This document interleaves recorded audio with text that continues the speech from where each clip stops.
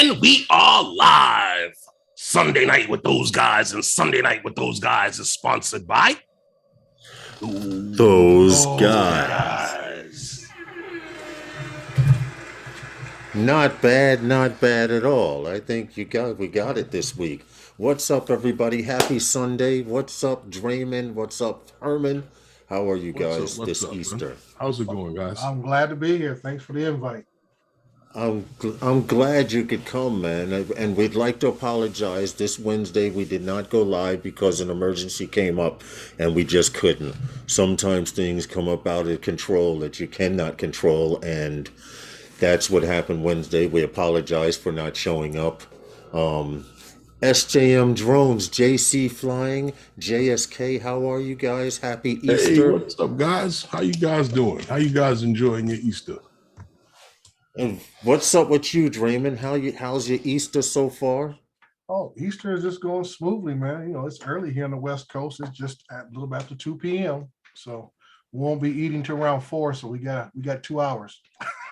Oh, okay. That's what's All up. right. Then it's Hey, JSK, what's up, man? It's time to get your grub on, huh? Well, my mom's, she started cooking this morning early. She's been cooking. Only thing she has to do is make the rice and peas. Mm-hmm. But other than that, everything's good. Hey, what's up, Flight Fanatics? How are you? Yo, what's up?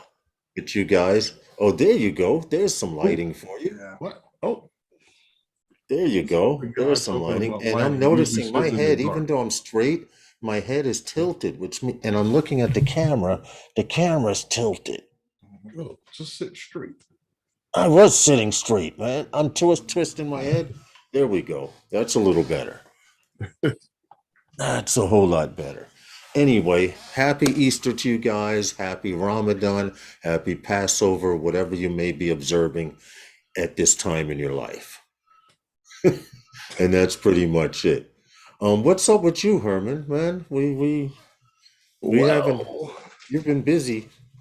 You know, I had a little emergency the other day that I couldn't do the stream, so I had to go back and work on that video again. I was working on. I didn't get to finish it due to my emergency, so yeah. Kind of finished it. I'm trying to get it out tomorrow for you guys to see from South Florida. All right. And I still have the credits in it for the day 3 for the FPV video. Mm-hmm. Thank you so much. I need that. I'm going to need that. I'm actually launching an FPV video tomorrow morning, but it's not the main one. This one is just to get out of the way. But I wanted to say to Draymond, and Draymond, everything that you do is immaculate as far as work. There's one thing you need to add to your repertoire. What's that? Listen to this. There's one thing, and I'm saying it right now because your webcam does it automatically, but when you do your videos and your shorts, flip the camera. Yeah. Flip the camera. Like Zoom does it. Zoom gives you the option to mirror your image, so that way it looks backwards to you, which means if it's backwards to you, everyone else can read it. Because I see your hat. When you have everyone, I saw your Recovery One hat. Yeah. I'm like, no. That's off my phone in the field. Hi, Susan Lee. I'm doing the selfie. Well, your phone, you can. There's a mode. There's a mode in your phone. You just hit mirror all images, and that'll erase that problem right there. Yeah. And I do know on your cameras, sometimes with editing, it has a flip image and stuff like that, but I just wanted to say you represented all over the United States. I'm seeing Recovery One hats and shit all over, man. Well, that's what's up. When you pass out enough stuff, it gets spent around, you know. Oh, I hear you. Last month was a big giveaway on Adrian's show, so I gave away at least 4 hats, at least I'm trying to think, several stickers. There's a couple people, a shirt and a hoodie.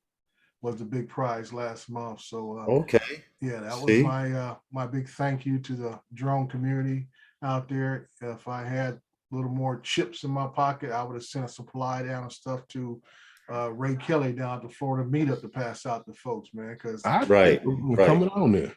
you know, Yeah. and like I said, I tell you folks, I do watch everybody else's videos, and I try to make a comment or I'll hit the like button or whatever just to show my appreciation that I do still learn, you know, and that's when the videos I do are more like a tutorial in a way, just to show folks try to get the most of what you have. For like a lot of guys, I tell them I can't. It's not beneficial for me to go out and buy everything that comes out because Right. if it doesn't work in what I do, it'll sit on a shelf.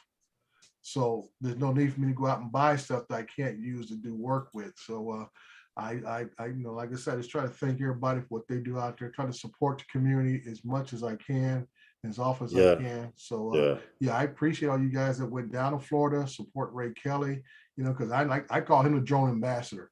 That man is everywhere. You know, like I said, Listen, he's worse than a teenager on a with a camera, with a live webcam, bro, because he is live. Harley FPV. What's good, man? How are you?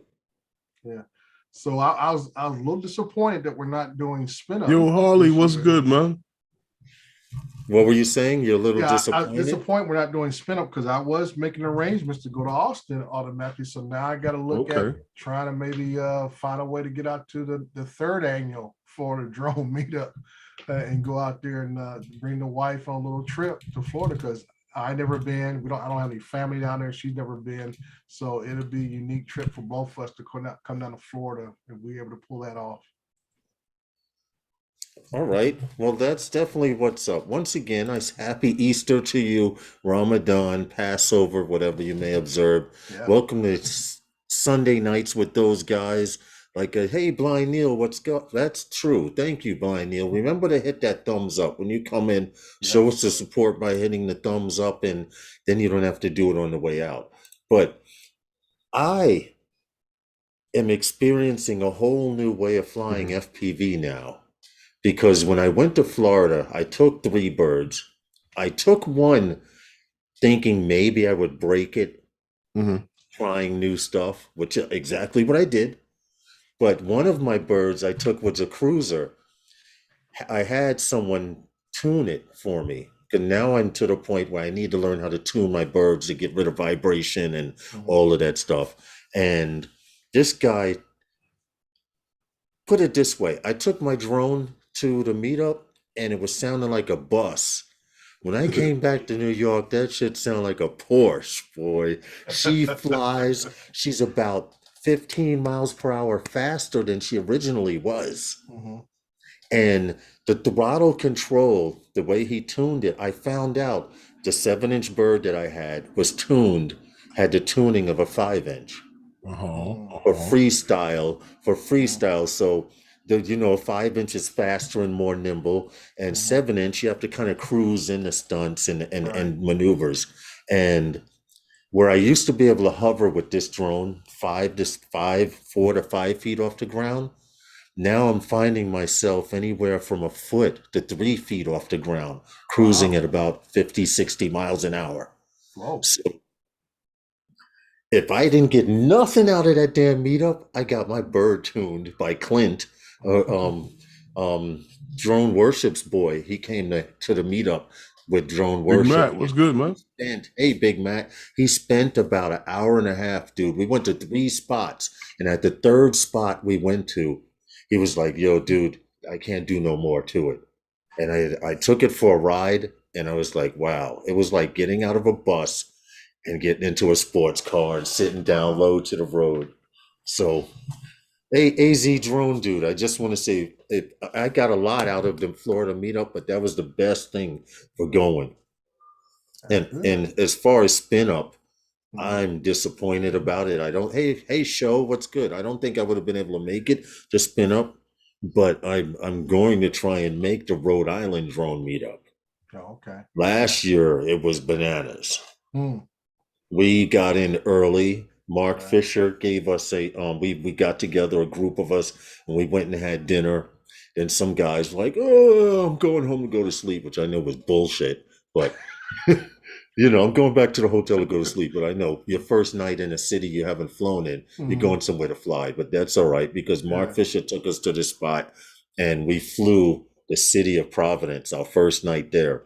Yeah. And there's so much other stuff. Hey, RL Photography, what's good? How are you? Gary, what's up? So, there's so much stuff that we missed, Herman, right? That I would love to fly FPV, and I would love to fly camera drones back up in Rhode Island and in that area. Yeah. Good luck. Yeah. Are you near any mountains, Dreamin'? Oh, dude, I look out my window in front of my house and the mountains are right there. Because I want to go I'm hiking. asking, go ahead. The reason I'm asking is because the video that you showed today, where you were landing, the best thing I like about that video is your house looked different from everybody else's on the block. That was the best thing. But because coming in, all you see is this cookie cutter community, and you see one or two stray houses, and then you see one house he comes down in, and that's Draymond's joint right there. and that would help you definitely if you're trying to find your home and you're coming into land, because with all those cookie cutter rooftops, dude. Right. Yeah. Yeah. If you lost your home point, you'd be in trouble. Yeah. Well, that make my wife very happy. She's big about keeping the house up and keeping it painted. My mom's the same way at her house, and just taking care of the property. I mean, like I say, your house is one of the biggest. Hey, Artco, what's good, man? But I appreciate you coming on tonight with us. And Herman, I'm glad your emergency situation is over. What's good, Chris? Drone Life RC. Happy Easter to all you guys. Ramadan, Passover, whatever you may observe, inside and outside of the United States. Anything you guys want to talk about? Any projects you're working on until we kill like another 10 minutes time before we get into our stories? Well, I'll just some of the guys probably heard this last night. My past week here was kind of like a roller coaster itself. On Monday, I got a call from a company who I do work for currently right now, and said that they needed me to come out and be the PIC at Coachella. And I was like, whoa, okay. And I said, I'm all fired up, ready to go. And I said, well, what do you need me to do? Bring my birds? I said, no. Am I flying your birds? I said, nope. You're supervising over 2 or 3 pilots. When they fly, you're going to supervise with them. And I said, need be. Out of here. So I'm like, I'm all fired up, right? So 24 hours later, check my emails. A guy from Atlantic Records emailed me and says, I hate to bring this bad news to you, but circumstances out of my control. The drones will not be allowed this year, yada, yada, yada, all this kind of stuff. And if there's been any kind of inconvenience, I'll be more than happy to reimburse anybody for any cost they may have incurred and all this kind of good stuff. So I was like, wow.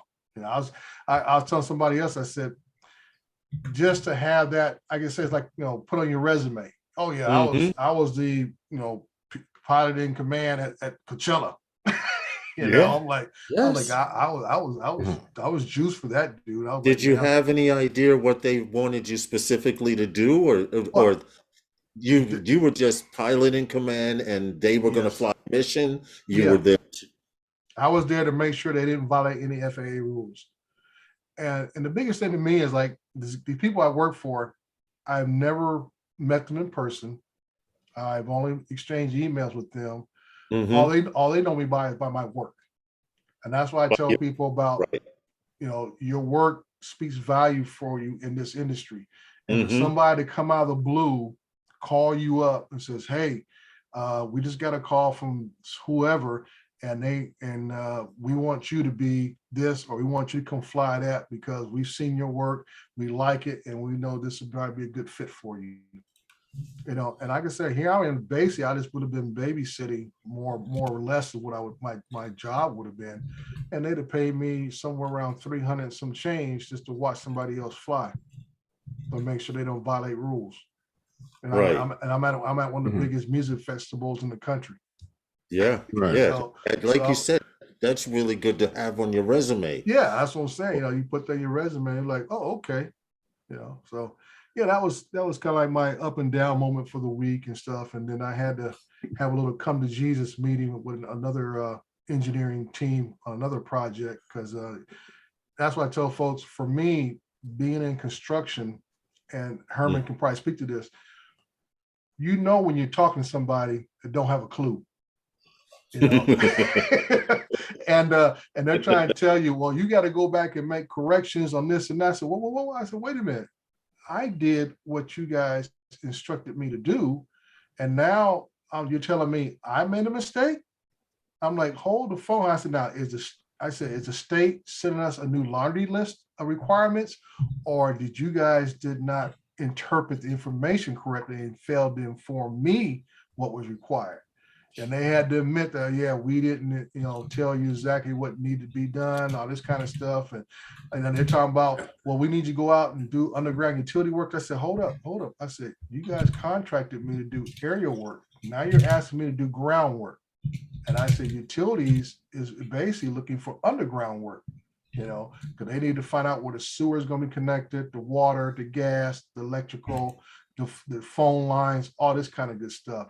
And they're like, well, yeah. I said, well, this is additional work than what I already been contracted for. So I will be billing you accordingly. So that's what you're supposed to do. Yeah. And that's what they just said, well, you try to get, I said, no. I said, first of all, I said, I want to get this project moving forward. This project has been sitting on the state's table for, I think, 3 or 4 years. Now we're actually at the point of actually trying to execute this project and get things moving. So right now I got perimeter fencing up. There's a trailer out there, and that's it. That's been there for 2 months, just sitting there. And the company is spending somewhere close to $50,000 a month just in security deposits and stuff for that project, and nothing is going on. No equipment's been dropped off, nothing. So, the owner's like, what's going on? So that's why I told these folks, I said, it's very essential for us to all get on the same page so we can move forward, to give the state what it wants so we can get this thing going. Because I know from my experience construction, this is costing somebody a whole lot of money. Yeah. For this to be, because continue to be in a dormant state. Right. Somebody's paying for that location. That's it. Especially if you have people on it. Yeah. Oh, yeah. The foreman's already there. He said, man, I got a job. I could be on somewhere else down the road, closer to my house. I could be, doing this and that. And I'm sitting here twiddling my thumbs, waiting for this project to get started still. And I'm like, yeah. Hey, they're still paying him. Yeah, that's it. Still paying them. Just like they're going to still pay me. I said, as a taxi driver said, the meter's still running. Yeah. Whether you're moving or standing still. That's it. The meter's still running. So yeah, that's just like I said, tell you, what I do, having that background in construction has been my biggest asset to me, because I can speak the language that needs to be spoken to foremen, developers, and so forth. And I find out now engineers are not as knowledgeable as you may think they are. The one guy I'm dealing with, he's fresh out of Cal Poly Pomona and stuff. He's never even been, this is his first project. So all he knows is the theoretical things. I said, no, this is how things get done. He knows the book knowledge, but he doesn't have to get the actual hand-to-hand experience. Right. And the project we're on right now, he's never stepped foot on it. Oh, wow. So all he get is the pictures I send. Wow. And then he's going to try to tell me I did something incorrectly. I told a guy yesterday, the foreman I met yesterday when I was out there, and he said, dude, I feel like I'm an electrician. You asked me to do drywall. I said, it don't work that way, dude. No, trust me, I understand what you're saying. Yeah. If you're set to do a job, anything outside the perimeter of that job is going to cost you more, or it won't get done. Yeah. And if I didn't have the experience, I would not be here. Yeah, there you go. That's it. And you have to have that confidence and experience to do certain things like that. But I want to get to our first story, which has to do with we've done stories on this company Black Swift before, Black Swift Technologies, and in fact, I remember a story of them getting their airworthiness to fly beyond visual line of sight. Well, um, the title is Drones for Water Management. Black Swift Technologies launches a soil moisture sensor, Yeah. and we're always hearing stuff about drones, and drones can do 3D mapping and stuff like that. Well, this drone with this particular soil moisture sensor can detect moisture up to about 2 inches below the surface of the ground, which in this situation would be quite handy, because if they can tell the moisture of the ground, they can tell whether it's dry enough to start a fire. They can use it agriculturally, and supposedly Black Swift Technologies, not supposedly, they are one of the few companies I've heard of that actually have flown their drone on all 7 continents of the world, including Antarctic. Yeah. So as far as them being able to handle extreme weathers, I think they passed that test. But it goes on to say that this new soil moisture mapping consists of its Wing 2 version. I have a video of it, but I can't play the video while I'm looking at stuff. Yeah. You've got to read the story, any? Yeah, I was impressed with a couple of the technical aspects of it, where it said this thing can cover 600 acres in a single flight. Yes. That's yes. an enormous amount of terrain to cover in a single flight, which I And think it came out to like an hour and 18 minutes. You can stay aloft for an hour and 18 minutes. yes, it is a fixed wing. I'm Yeah. gonna pull a video up now. They use a catapult system to launch it, just like zip line. No, Okay. you know what, Lawrence? It's funny this story comes up because we've done stories on this, not the same type of drone, but a different type of drone that studies the same thing in a different way. And what they're doing underneath the tree canopy is actually studying the soil to see how the forest dries, and how it, and at what rate it starts to dry and wet, and they can predict when the drying season will start. And then it's a whole study on this thing, and keeping it's good for, like I said, for forests and stuff like that, and it's studying soil so you can prevent fires and things like that. Right. So it's just another way of attacking the situation. Yeah. Well, Well, Herman, I tell you this: let NASA drop $175,000 on me, and I'll figure out a few things. listen, I hear you. The size, this is their wing. They call it the S2. Is light enough to be carried by one man, and Mhm. I like the fact that they're going beyond, how would you say, beyond what they should be doing. I mean, as far as beyond what they should be doing, they're doing more than what you expected drones to be able to do. Hey, drone site, what's good, On man? site. Well, I just feel like the military technology is starting to creep down. Because like I say, we know we have military type drones that can fly around the globe, and they can transmit information through GPS communications and so forth. And this is that trickle down thing. Now you have drones that are used in agriculture and other aspects that can fly an hour and 18 minutes covering these distances. Like you say, it's a lightweight drone, but look at the size of it. That wingspan has to be almost 12 feet on that thing, that guy carrying it. Yeah. So I mean, these are drones that you're not going to find at Best Buy anytime soon. True. But I'm just saying that the technology itself, like anything else, is creeping down. Just like we talk about car racing, the technology slowly creeps down to where one day you're buying it at the dealership. Yeah. All this technology. So technically, actually, you see quicker than anything else. Mm-hmm. In car racing, because the same motors that they're running on that track is what's in your car. Yeah.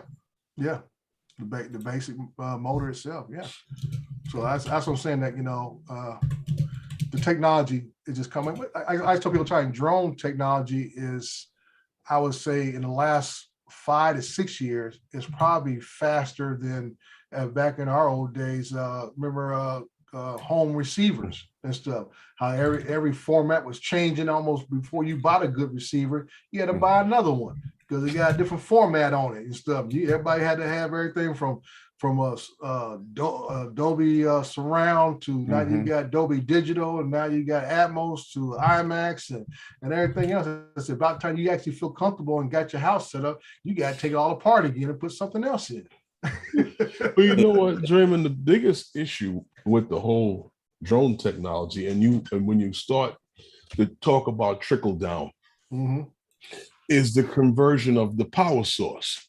Yeah. And the issue is in the battery situation. See, like a lot of these drones that we see the military with and can fly for certain, and a lot of these high endurance drones, the power source is much different than what you got in your knapsack or your hard case sitting over in the corner. Yeah. So a lot of that, we start talking about the trickle down. Yeah, the trickle down comes, but at a teaser. Yeah, like I said, but how many folks would be excited to get a drone right now that flies an hour and 18 minutes? That's almost 2 hours. That means you can go get lunch and come back. And I don't think we would see that.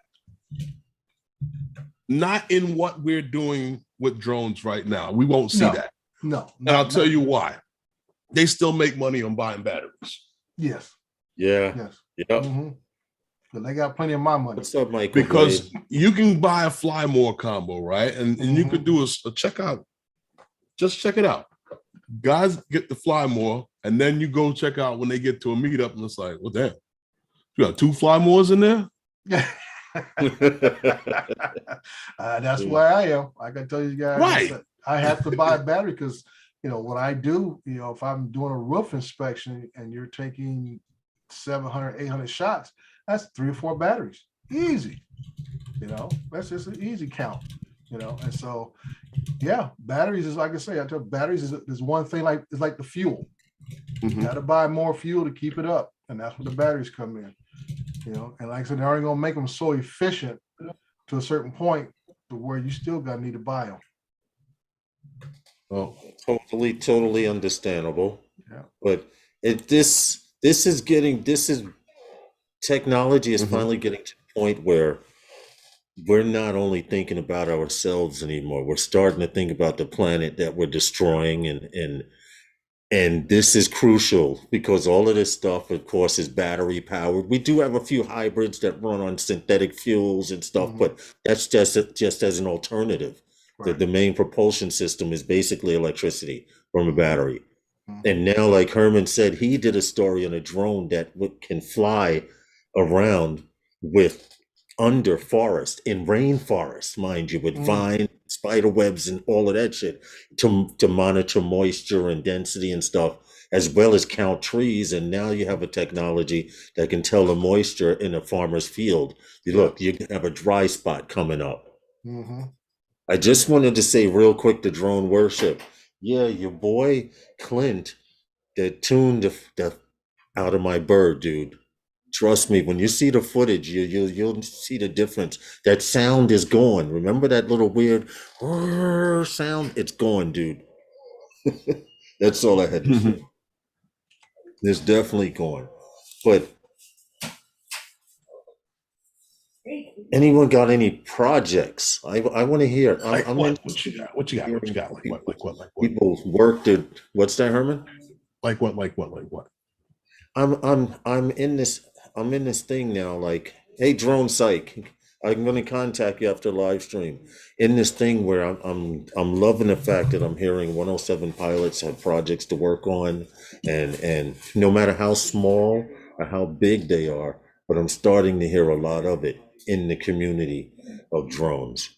And I'm starting to hear also a lot of people are also saying, I'm going to get that 107.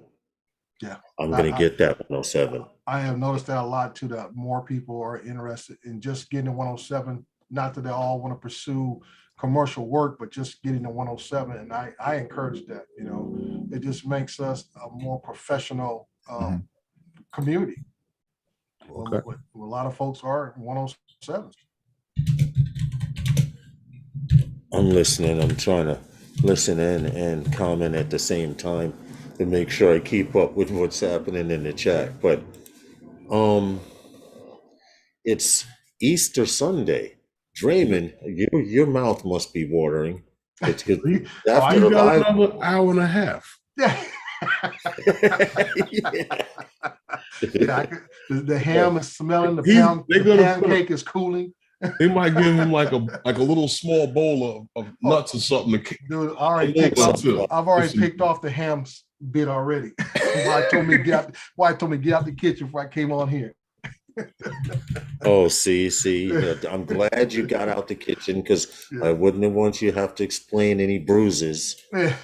Come on, why he can't fly? Yeah. Uh-huh. Yeah. Why his thumb now bends in the other direction. There you go. You getting whacked with the spoon. Yeah.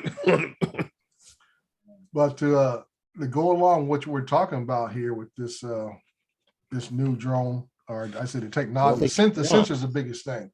Be able to see underground is big, because that's for agriculture, that's big. Like I say, be able to tell what the moisture count is under the ground. But even I see this also being used in infrastructure down the road. Being able to survey underground lines in different places and other utilities that are not buried too deep, because usually people are surprised that you're talking about a gas line is only about 3 to 5 feet deep. Your water lines usually run the same area a lot of times, and other parts of usually your deepest things in your infrastructure is your sewers. You know, so this technology can be used in a lot of different applications as it becomes more perfected down the road. You know, like we were talking about the trickle down, we talk about, I mentioned the drone that they use and technology that they're using for, being able to fly under the tree canopy with using like LiDAR and stuff like that. Yeah. Now, that's another trickle down that has come to the smaller form factors and being able to use drones to do these things, smaller cameras on these things, on these drones that do these type of work. So that before wasn't something that, I wouldn't say the average consumer can get out there and do it right now either, but you're starting to see it more and more, and you're seeing it in smaller form factors. Uncle Bill. Sorry. Yeah, Uncle Bill. Yeah. Uncle Bill. Big fan, but worship. Yeah, that's one of the trickle downs I've noticed, because every time you turn around now, here we go with LiDAR. And they're using LiDAR here, using the light, and they use it to for a pilot that wasn't even in the area to operate this drone in a cave. Well, we did a story also on a drone that not only can see in the day and the evening, but it has a LiDAR system so that if there's totally no light whatsoever, it can still see the environment in front of it due to that LiDAR. We did a story on that not too long ago. So this means if it's in total blackness, this drone can still manipulate its way in and around places, and that's that trickle down. You can't do that. Remember with the Phantom 4 sensors? That they were using the infrared on the side and the sonic sensors in the front. You remember the early versions of sensors? They were using sound to bounce back on the bottom when landing. Right. So all of that's changing now. All of that is definitely changing. I'm in Florida because the palm trees are beautiful and Hispanic women that love me. It's not a bad reason to be in Florida. Definitely not a bad reason to be in Florida. Serious. But you guys are familiar. Happy Easter, Uncle Bill. Yes, happy Easter. You guys are familiar with the blue list. They call it the blue UAS list. Well, now they have a new blue list out. It's called the blue UAS 2.2. Yeah. Now, for those of you who don't know what the blue list is, it's the Defense Innovation Unit, which is created by the Department of Defense, has come up with a blue list of UAS vehicles that can and will be allowed to be used by our government and military organizations. And I say government and military organizations, that covers everything from city police all the way up to our military. Well, they just put out their new list, the 2.0 version of it, and it's slowly growing. It's slowly growing from what they're saying. Let's see. There used to be only four companies on the list. Now it's 8. And out of those 8, 6 of them have military contracts. And that's, no, I don't have an issue with that. It's just with me, when you start creating groups that produce lists, I like to know who's on the board. Because I guarantee you, these 8 companies, there are going to be several retired generals that are on the board, who have ties to defense contractors that are making this list exclusive for the most part. What happened was the original list started with the whole get down or lay down plan, and a bunch of companies that couldn't sell us drones jumped on that get down or lay down plan. Yeah. Because it was better to get down than to lay down and not sell anything. Right. And and it was very beneficial to them, though. Well, like I said, if you can get a defense contract, just like any of us who are commercial pilots, if I can continue to have a state contract per se, that's bread and butter money. That's right. That keeps the lights on, the doors open, because that's money coming in all the time. Right, and because we live in a capitalistic society, that shit don't even have to work. Yeah, you hit the nail on the head there. Definitely. But I was looking at the several of the models that were approved, and the list started with, I guess, FLIR's putting out their own called the Ion M440. And one thing what tickled me was, I mean, they're the only one I saw that had an actual price, but then a little caveat is said that you got to buy at least 2 minimum. So it's 26,000 minimum that you have to buy at least 2 of them. It's a minimum of 2. Yeah, minimum 2 is the smallest order you can put in and stuff. But I looked at some of the specs, a lot of them, the Parrot, which I call their stuff. The Golden Eagle, Teal, the Vantage, Vesper, they all have certain similarities, and they all have the same similarities with the Matrice 30T. All these drones have 3 cameras on them, all have thermal imaging on them. It's almost like each one of them knew what we're all going to put out. And I think the heaviest is the FLIR at about 20 pounds. Keep talking. Keep talking, because I have the list up right here. Yeah, and the Vesper by Vantage is only 2 pounds. Yeah. So I was looking at some of this stuff. I'm gonna post this link so the guys in the chat can see the list of drones that they say or can be used. Lawrence, Draymond, the first initial report that I heard on these drones that were on this list, once they started using these drones, not the new add-ons, but the ones that were originally on the list, the reports that had come back were that these drones cost more and were not as good as the ones we were already using. This is what was said. Yeah. Yeah. I say like he's at the EB. He's bringing up there. It has its purpose, but it's not as nimble as a quad. It is basically a long range fly grid. Like I say, you just had the FLIR one up there, and you look at the camera design, and where have we seen these before? Like they all went to parents and says, "Can we look at your patent paperwork?" Aren't they on that list too? Yeah, parents on the list. But as I said, they all went to parents and says, "Hey, can we borrow your patent information?" Because the cameras look very similar. Like I said, Parrot, companies that couldn't sell us drones, right? Selling drones to. Hey, listen, you mentioned the M30, right? Mm-hmm. Those drones probably do not compare. It seems like they're in the same, possibly they're a little more in the same expensive. ballpark, but they probably do not compare. Yeah, that's what I'm saying. I think DJI probably upped them up, probably on sensors, things of that nature on it. But who knows? And because they didn't get down. Mm-hmm. And like I say, with this list right here, talking about, one of them says, "Oh, all of our parts are DoD grade compatible parts." That's the sale pitch and everything. Mm-hmm. So I'm like, yeah, okay. Right. But like I say, the DJI has itself entrenched, and pretty much everything except military grade drones.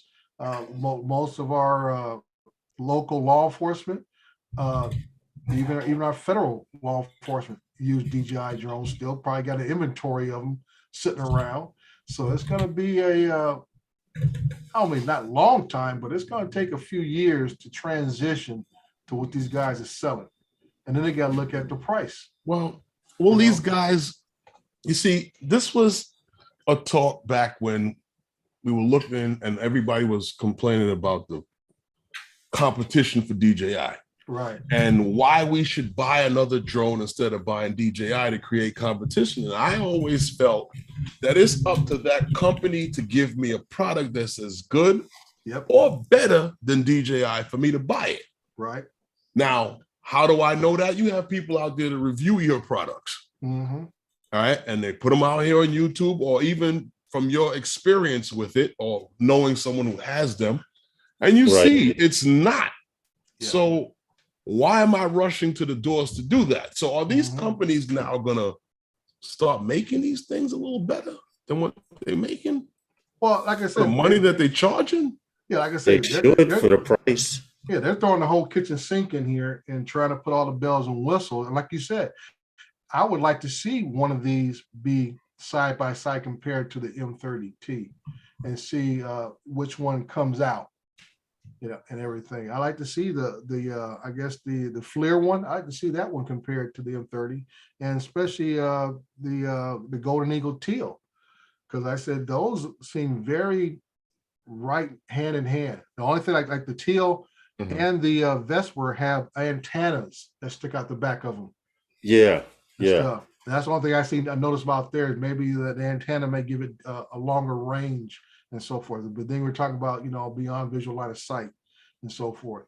I tried glancing through each one, and that's how I found out 4 of the 6 of the 8 were had military contracts, but the Golden Teal and the Vantix Robotics Vespa, those seemed geared more away from military and more toward mapping and right. the aspect. Right. But like I said, even the Vantix Vespa only shows 50-minute flight time. It's 2-pound drone, IP53. Trying to think, it can fly up the winds of 40 knots. I think I know a Matrice 30T can do all that. Probably for about at least 10 grand cheaper. I only got to buy one. unless you want the docking station, and you got to buy the docking board. Yeah, that's true. Well, I didn't see none of these say docking station included.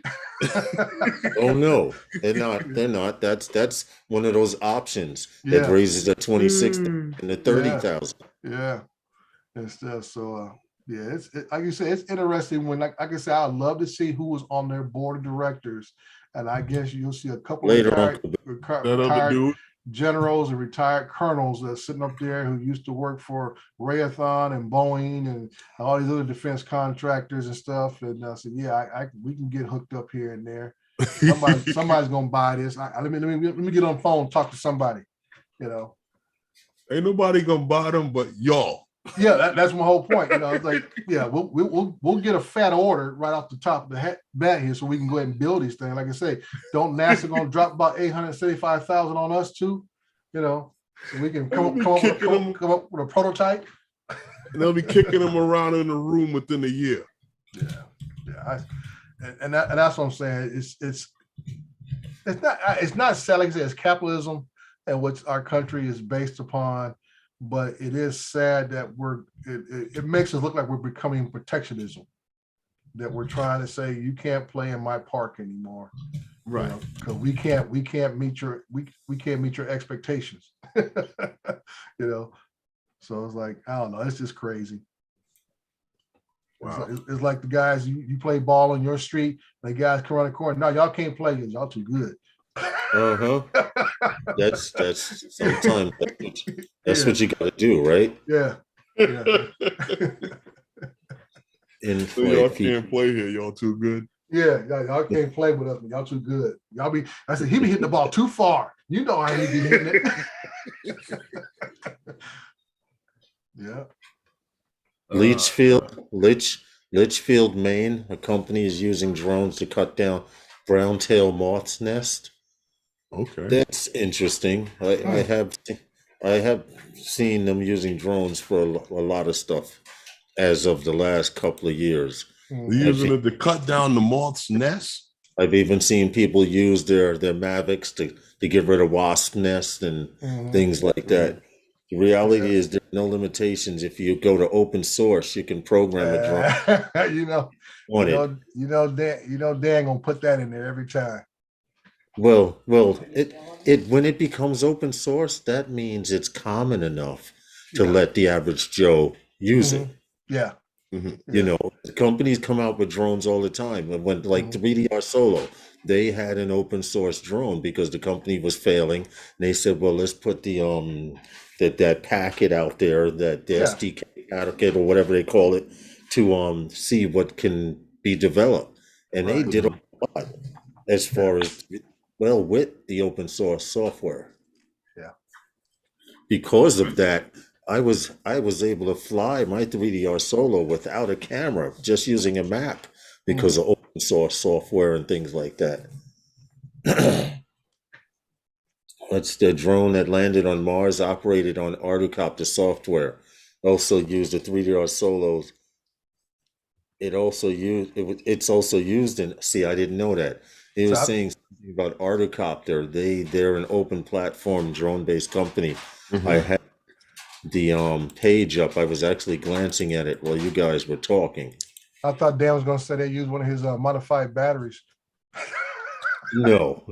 For the Mars rover? Yeah, for the Mars helicopter. Oh no. No. But I said, Dan getting paid. Page out. Brown-tailed moth are getting bad in Maine. It's that critical, huh? This is the Arducopter, the open source company, very supportive. Their technology, I haven't heard a lot about them. I just found out they were in 3DR Solo. I had no idea. So I definitely have to do some research. Okay. But this is a list, and each one of, I didn't want to show the videos. I wanted you guys to go and look at it. But this is the actual list of drones that they say the United States government, Department of Defense, and everything else will. Oh, everybody's seen it. As opposed to DJI, but they actually have a video, and like I said, 6 of those 8 drone companies are military. They have military contracts. Yeah. So it must be nice. Yep. Well, you knew that was going on. Yeah. Wasn't paying attention to the whole get down or lay down scheme. It said, well, this is where things get fun. DUI, the Defense Innovation Unit, once again, was created by the Department of Defense to make sure that drones that were used in our government were not leaking information back to other countries. Well, that's what it was. I have a lot to say about that. No, it wasn't. That was the pitch line. No, it wasn't. That was the pitch line. No, it wasn't. You wanted drones that was made in America. So you had a get down or lay down scheme. And when everybody who didn't want to get down, you said, all right, no problem. We're going to pick on you now. That's what it was. It wasn't about nothing else. Don't try to run that scam here. Tell the truth. Like I said, the 3 of us here, and I'll period, everybody chat, consider and say, has there ever been a case an actual case where a Chinese-made drone has been found to transmit information back to China? No. Thank you. No. Enough said. You know, Well, see, Draymond, this, you know, see, when that happens, it all comes back down to this one point and this one point only. Mhm. This drone is spying for China. Yeah. When I turn it on, it's grabbing sensitive information and transferring it back to China. What? Longitude Right? and Hold on, latitude? hear me out. Hear me out on this one. It's also geofenced, so I can't get into those sensitive areas. But I take it out of the country with me all the time and fly while I'm on vacation and get nice shots down in the park. So if you want to see the park, or if you want to see the beach in the Bahamas, spy all you want, because that was the dumbest shit I ever heard in my life. I can't.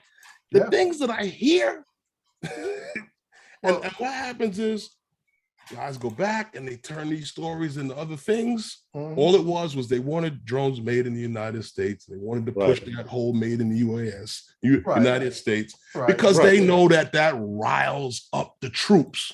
Of course. Like I say, when you have politicians get involved and they pushing legislation to say, oh, we got to do this, and then you actually put somebody on a blacklist, because you put them on a blacklist, that scares people. Oh, they're on the blacklist.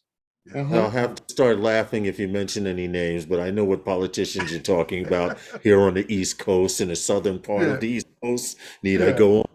Yeah, so that's what I'm saying. Like you say, you trigger the masses who follow these individuals, and they get all paranoid, and all the local legislators start making all these little crazy laws and stuff and thinking everybody's spying on them. And I said, I guess I have to worry about my house, Lawrence, that, okay, the Chinese might start duplicating my house over there in Shanghai.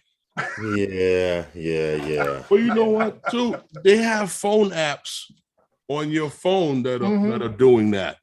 That are, transmitting your data to elsewhere. There are apps that we put on our phone that people don't have a problem with. That photo apps that people put on their phone.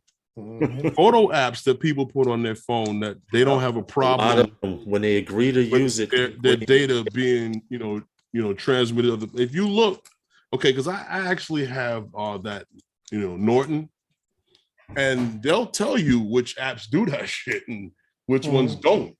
And to get rid of certain apps, they just don't want certain things in your system because of the potential for them.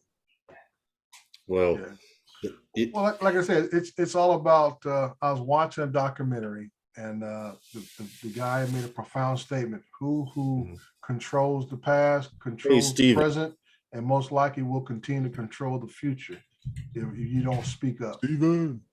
And stuff. So it's like I say, it's a lot of times it's a political game to help our own companies get a foothold to get contracts to keep the money flowing. Well, I understand that, but let me ask you this, Jim. If you and Lawrence, right, were about to, race or get into a fight, right? Well, Lawrence is my friend, right? So what happens if I trip you at the starting gate? Is that to give Lawrence a fair advantage because you might be a little faster? No, of course. Yeah. Is it? Oh yeah. Or when you guys gonna get into a disagreement, you're gonna have to scrap. I'm gonna hold you instead of holding him. Right. Yeah. Right, that's what that is. Of course. And it's so obvious that people don't come. But I always say people who are looking for these type of excuses just jump on the bandwagon because they're already thinking in this mindset already. All they needed was somebody in a certain position to this other words, a term I'm looking for, to validate what they already were in fear of already. Hold on a sec, guys. You see what Dan put, and this makes it a little interesting, but we're going to have to discuss this because it says, however, you like to say it's not quite accurate. The reason is if you're flying and you leave your internet on, it's sourcing your fly spots and updating them. Excuse me. So technically, China is using part of the mapping software that is active during your flying to pin your location. It's not China, it's China software. That's the difference. That is the difference. The software in the drone is pinning your location. I agree with that. We understand that. We get that, but I say, Once okay, again- I know Dan flies at a regular spot. He likes to go to a little park where he always shows videos of where he likes to go fly it. So how important is that going to be to China that they go down, find out where this park where Dan flies at, they couldn't get off Google Maps in the first place? Yeah. But that's the point. So my thing is like, yeah, I understand you pin the flight, the flight location, but it's geofence. I can't fly into those sensitive areas for you to be able to see anything. Right. There's no other information that you can get from there. Right. Just like where I live at here, I have a local county jail about 3 miles from my house, and it's a restricted zone. It's geofence. You know, I can fly everywhere around the desert close by, but if I come next to that red zone, my bird be going down a heartbeat. And only my quick reactions can save it to bring it back. See what Big Matt put? He says, so car GPS and phone GPS does the same thing. It pings your location. Right. So and we can take our phone anywhere we want. Right. With all those apps that do the same thing you're crying about. And you tried to, I tell you, it's and like I say, years ago, 20 years ago, when people start getting phones, what was the big scare was? It wasn't about information interfering or giving information out. They was afraid that the phone was going to interfere with the avionics of the aircraft. Just tell everybody put it in, turn your phones off, and put in airplane mode, all that kind of stuff. Now the plane be like, oh, we got internet for you. Go on, turn it on and play your game. But even more so, they still out of habit tell you to turn cell phones off. And you want to know how I know it's not true? It doesn't interfere because some people actually turn their cell phones off. And there was one teenager, but when we were flying down to Florida, Herman, sitting across from me, that was in their phone the entire trip. Well, I don't know at what point. Wasn't I sent you a text message? Yes, we were. In midair.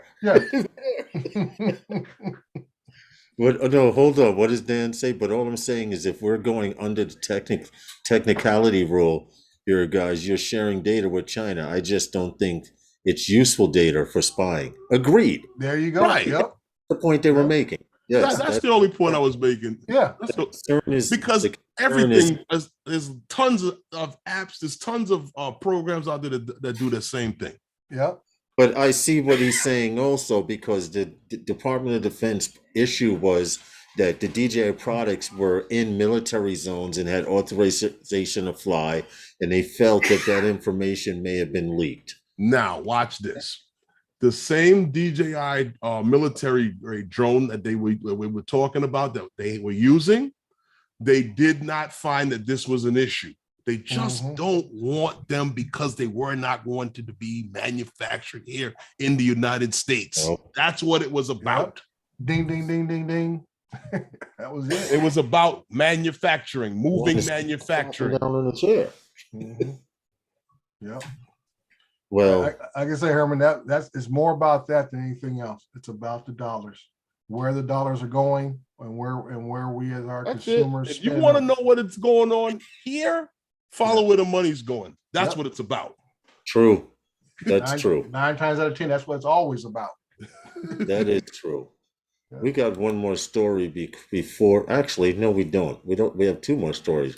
I wanted to show a video real quick because we're constantly talking about drones. We're talking about heavy lift drones. Well, FPV, you guys know that there's nothing you can watch on TV today, present day time, that you don't see drone shots in or FPV shots. Michael Bay, famous director. If you don't know who he is, you must live on another planet, because he's made 5 Transformer movies, Bad Boy and Armageddon, and a few other ones. Right. He just released a movie earlier this month called Ambulance. And soon as I saw the preview to this movie, I'm like, damn, that's a great job flying FPV. Because Michael Bay is one that tries to find new technology and new ways to film his videos and movies. And the actual drone pilot that he picked is a guy named Alex Vanover. Now, if you're familiar with the Drone Racing League World Championship, he won in 2019 and is a competitor every year repeatedly, but he won at 19 back at 2019. Obviously, he's a lot older, but they went to this kid, Alex Vanover, and said, can you do the stuff that I want you to do? I want to see you fly through the scene and what kind of views you can do. I have a video here with audio.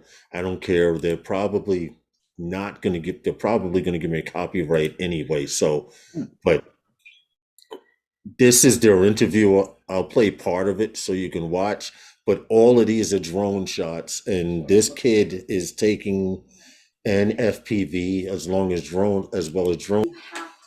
I just wanted to stop it really quick because I was trying to count in seconds, but I'll get the link so you guys can watch it in its full entirety. I don't know if you remember, Lawrence, I think it's about a year ago, maybe a little longer, I told you what would be the saving grace of FPV. And I said it would be the motion picture industry will be the saving grace of FPV. And like I said, that's where it finds its niche right there.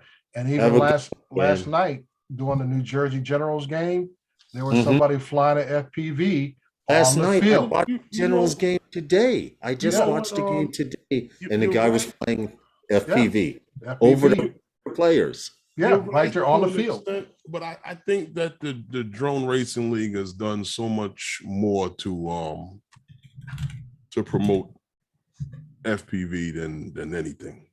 Well, yeah, I mean they're there, but I think that's where the talent pool is at, where these guys are getting pulled from that to do these things. But I think for the wider, broader application of the FPV community, used in motion pictures, used in sport photography, because you got another dimension. Yeah, because one thing I tell everybody, that wasn't no naked GoPro sitting on top of that bird. No, no. You know what? There's a shot there in that. There's a shot in there where the police car hits like a mound of dirt. It goes up in the air, and the drone goes under it. No, the camera's not sitting on the ground looking up. It's with the drone. The camera's actually moving. Yes. Right. Yeah. Well, I happen to know that just by have fun, drone worship. Thanks for coming in, bro. I happen to know for a fact that the SIN whoops that they use for those drones, the frames, those drones are very expensive. They start at about $2,000 just for the frame alone. Wow. They have 8 motors. I'll see if I can pull one up. Red Camera SIN drone and see what comes up. Okay. Of course, not what I was looking for. Give me a minute. You guys kill some time while I find this information. Well, since we're talking about FPV, I guess this past week, Kenji, I won't try to butcher his last name, got awarded a waiver for flying an FPV without the need of a visual observer. And also that waiver includes beyond visual line of sight. So, and he's in the state of Oregon, and he's going to be flying in the forest in Oregon. I don't know for what purpose, but he talked about all the information he had to put in to try to get this waiver, which he was approved. And he even talked about the fact that, in case of a crash, he said, I will crash. That's just the nature of FPV. I will crash. And he talked about all the different protocols he will have in place in case of a crash, everything from first aid kits, fire extinguishers, everything else he would have on site when he flies to make sure he's not going to be a hazard. Well, check this out, guys. I did find one particular type of SIN whoop. This is towards the middle end of SIN whoops. This one's called the Sicario FPV Sin Lifter. And this one starts at $2,800, and we're talking bare naked as far as models. Wow. Okay. Now, if we're talking about carrying those red cameras, right, double stack. If we set it up like we wanted to buy one, I would probably go with a 8-inch drone. I'm just going to see how far they'll let me take it.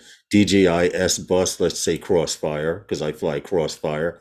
Camera mount, negative tilt, 6-point. I just want to see if they're going to give us something.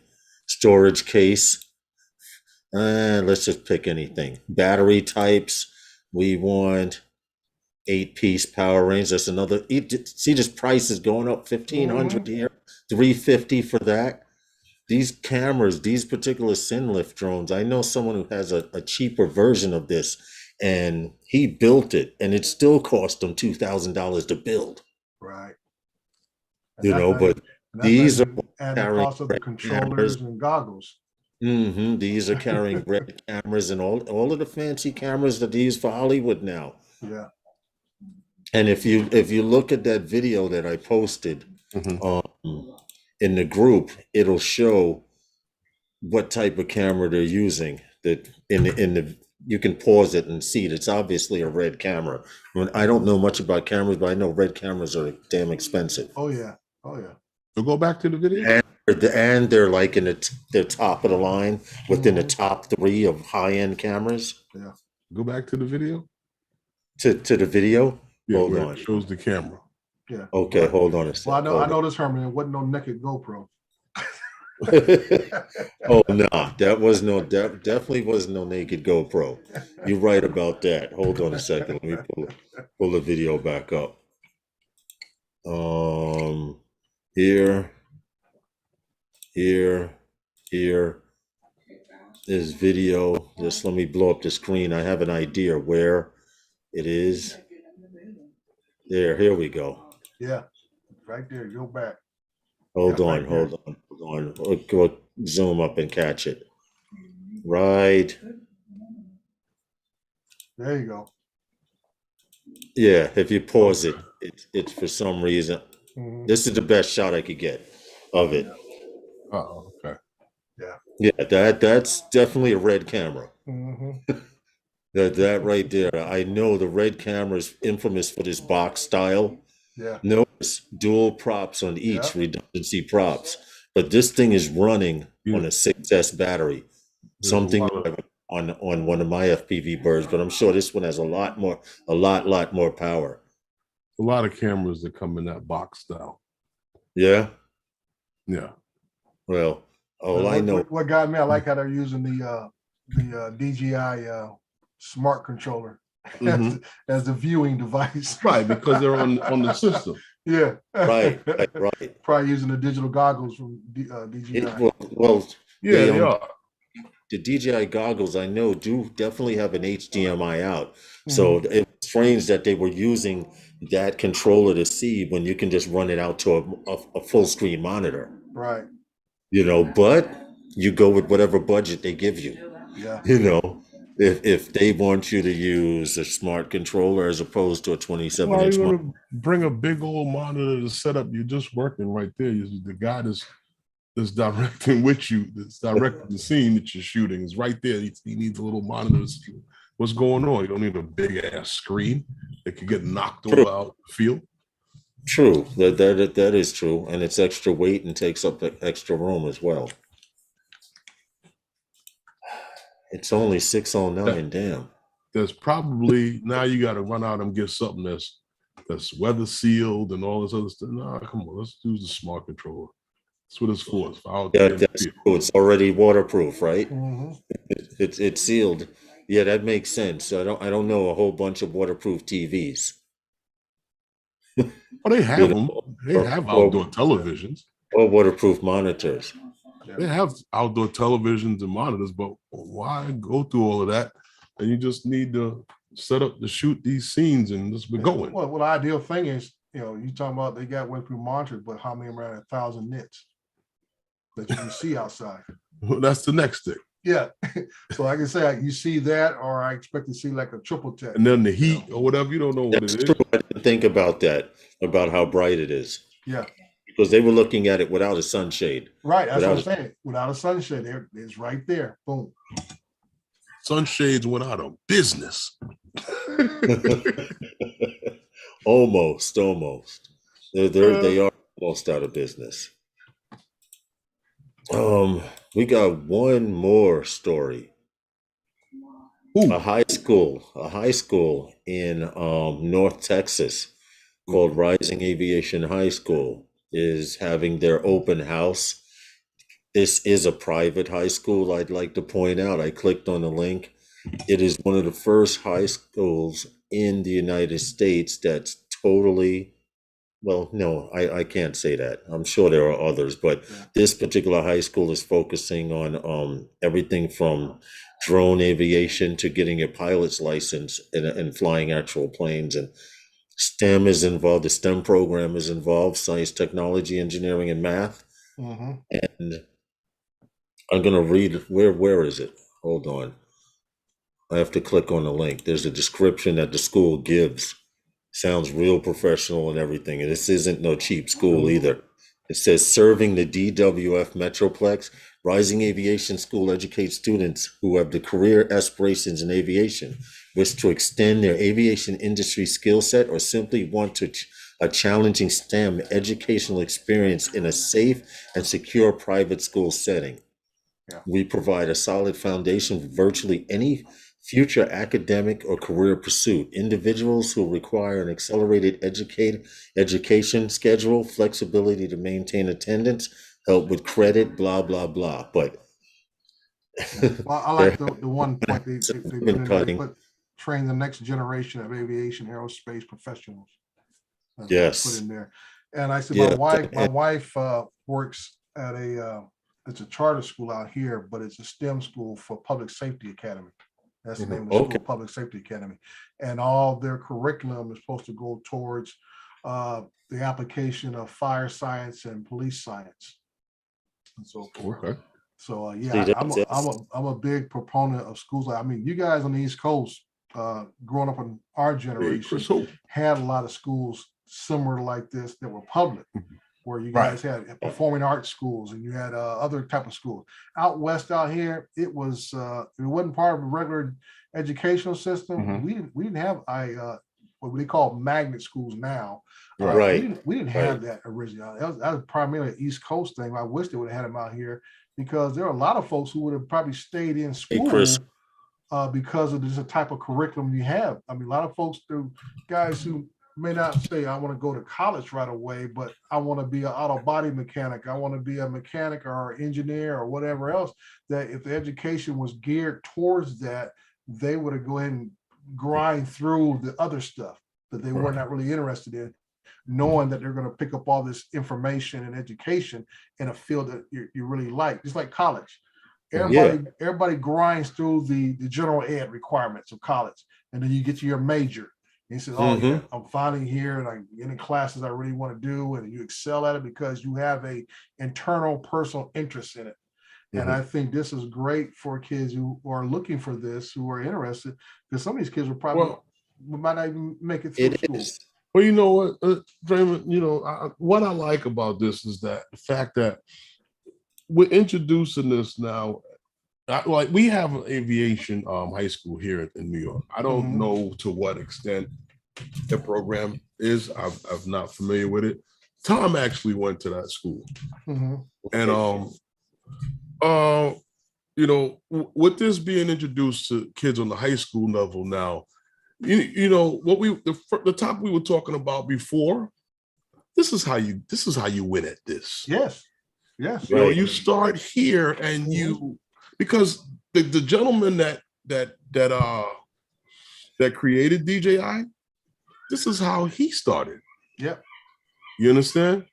So when you start getting into this type of thing, at this younger age, yes, talking about shaping the future for where these are the people who are gonna be the next decision makers in the next 20 years or so for what's to happen in going forth with the FAA or what aviation, even how a new plane is designed. Right. You know, Agree with that. designed for a new plane. What happened, Lawrence? It went out the window, Herman, when they started getting rid of these trade schools. Yep. Here in New York, they still have them. They're just broken down to special ed schools and problems. Mm-hmm. And I would be, like you said, living here in New York, I would be interested to know if the Aviation High School here in New York City, which was an accredited school for teaching pilots and stuff, what their curriculum is as far as how would you say, modern tech. Right. Because they could still be teaching people how to fly propeller planes. We don't know. I don't know what the curriculum is. In fact, that's a plane is relevant though. Yeah. Yeah. You understand what I'm saying to you? Technology. It's still relevant. Now, I'm trying to cheat right now and look at Aviation High School and see. Now, they have Aviation High School, and then they have the Aviation High School Annex at JFK. I'm trying to see what their curriculum is. Going to that right there is telling itself. If they have an annex out at JFK, that means they're still teaching aviation type of information to these kids, primarily focused. All right, on Aviation High School, Long Island City, New York. Yeah, that's where it is. AP classes. I'm trying to see if there's any like itinerary. This seems to be a school website. I'm going to try and do some research and see what their curriculum is.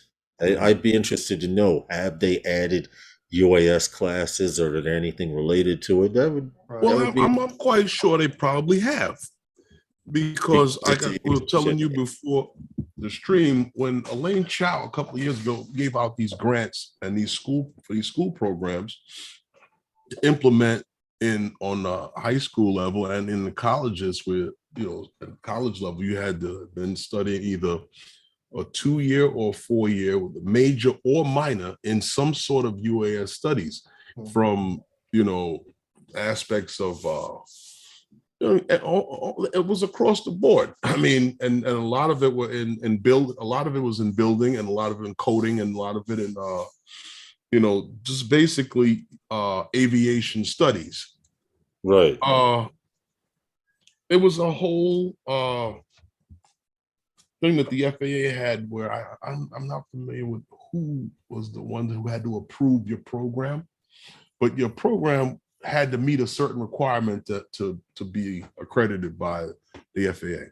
And students were able to receive 107 certificates from it, from completing their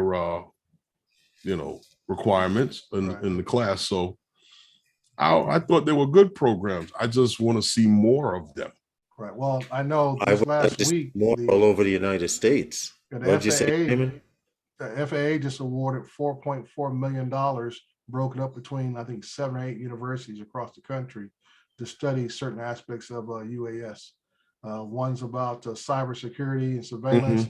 Another one's talking about, I think it basically talks about tracking and avoidance. It's basically being able to, how good beyond visual line of sight can work. It has the right sensors on it. And another one had to do with something else with it. But I like Herman said, I like to see the money go towards advancing the technology. Yeah, definitely. One way or another. And I was telling people last night in one of the live streams that if you live near one of these universities, you might want to keep your ears and eyes open, because I'm guaranteed they're going to be looking for local pilots to be guinea pigs to fly, give them data, all this kind of stuff and so forth. So it could be some opportunities for some people who may need to be 107 already and get your little side money and be part of a research project. But they're always asking folks to be guinea pigs for new drugs. He said, you can make $25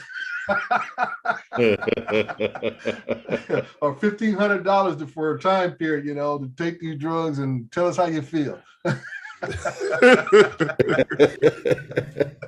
You always see that out there. So I was like, This is true. And it's funny because Herman is always showing me some of these jobs that are out there for 107 drone pilots. Yeah. Oh my God, Raymond, if you'd see what they're offering these pilots to fly and what to do, Yeah. it's ridiculous. I talk about it, they're not undercutting, they're robbing the 107 pilots. Now you may have a 107 pilot out there that's trying to get his foot in the door Right. and he's willing to do anything everywhere, but they're downright just disrespectful, Draymond. Yeah, I know. It's the same out here. Places that they're offering to pay you to do jobs. Yeah, it's the same out here. And some of them want you to work for them permanently, full time. Yeah. That's like, Now, I'm sorry, but I don't feel a 107 drone pilot should be making $18 to $25 an hour. Yeah, because and I'm saying this because, hey, good morning, Rob, feet on the ground. What's up in Australia? And I'm saying this because if you're under a salary as a 107 pilot, from what I know personally and from what I've seen out there in the real world, your salary would fluctuate depending on the job. But if they're paying you $18 an hour to risk a drone, to fly out over the water and do a circle around a boat or inspect lines when you know there's guys out there getting $150 to $200 an hour. I put it like this, it better be some awesome benefit package. Awesome benefits. I'm talking about lifetime medical. Hey, crypto, it's $200 an hour and sticks to it. Crypto 5,000 is very, very right. But there are companies out there that are offering to hire you as a 107 pilot full time. Herman was sending me some jobs, right, Herman? We were just laughing at it, but just to see what they were offering 107 pilots. And apparently people are going for it because there's less risk down at the store for the same money. I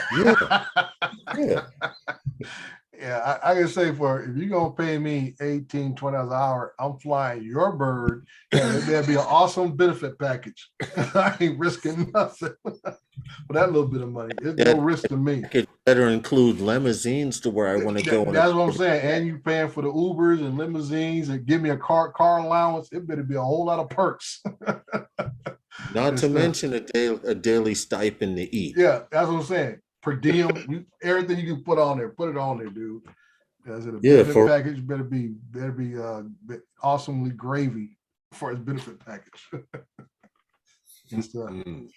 But if people weren't out there accepting those jobs, and what I mean by that is I used to beta test video games back in the mid 80s like that, right? And then kids started coming and they were paying us. They would give you the software, you would take it home on your computer, and before they launched the game, you were supposed to try and break it. You were supposed to drive through walls. Find the holes in it. Right, find holes in the game. Yeah. And then about a year and a half later, after doing it, kids started coming out of college and saying, hey, I will intern at your company and do it for free. Yeah. And the same exact thing is starting to happen in the drone community. You have people are saying, you don't have to pay them $200 an hour. I'll do it for $25. And my first question is, all right, you're going to pay that guy $25 an hour or $25 an hour basic to do drone work. How does that compare to a $200 an hour pilot? Yeah. It doesn't. The price disparity, the difference in the prices, you understand what I'm saying though, right? Oh yeah. You get what you pay for. You get what you pay for. Just like Uber. Uber actually, you want an e-car, you want a sedan, you want a truck, a Jeep. If you can only afford a sedan, get the sedan. If you can only afford an e-car, get an e-car. Right. But people are out there literally working for $18 to $25 an hour. That's not nothing as a 107 pilot. No. That wouldn't even cover the drone if he crashed it. That's why I said I have to fly their drone. You supplying the drone, you got to supply everything. But Draymond, I was told you don't fly your drone unless the job covers your drone, the price of your drone.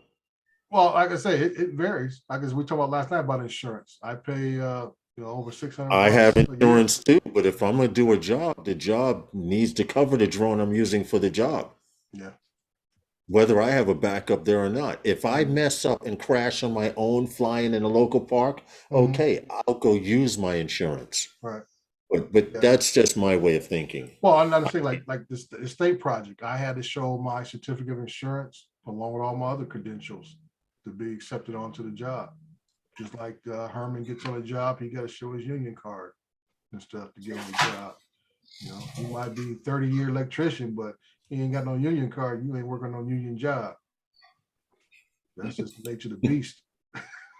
Stop and Shop pays $16 to bundle in some stores.